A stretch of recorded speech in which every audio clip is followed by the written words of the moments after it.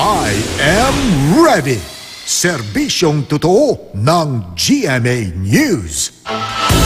Mga kapuso, sa kabila ng malamig na panahon, 15 probinsya ang posibleng makaranas ng drought o tagtuyot sa darating na Abril kung magpapatuloy ang mababang dami ng ulan. Ayon sa Pag-asa, ang mga ito ay Abra, Apayao, Ilocos Norte, Ilocos Sur, La Union, Pangasinan, Bataan, Bulacan, Nueva Ecija, Pampanga, Tarlac, Zambales, Cavite, Occidental Mindoro at Palawan.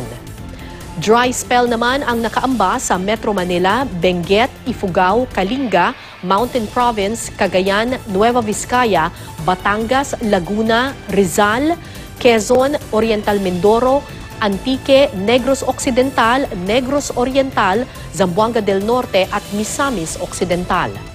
Kapag tatlong magkasunod na buwan na mababa kesa sa normal ang dami ng ulan, dry spell ang nararanasan sa lugar.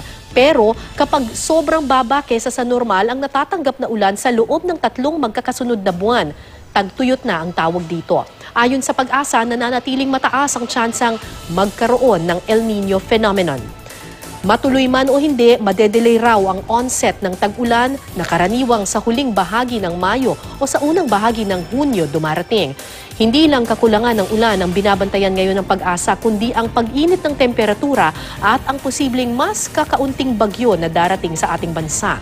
Ngayong araw, halos buong bansa ay makararanas ng mababang tsansa ng ulan maliban na lang sa ilang panig ng Quezon, Mindoro, Bicol Region, Caraga Region, Northern Mindanao, Davao Region at Soxargen. Base po yan sa rainfall forecast ng Metro Weather. Samantala sa Metro Manila, magiging maayos ang lagay ng panahon.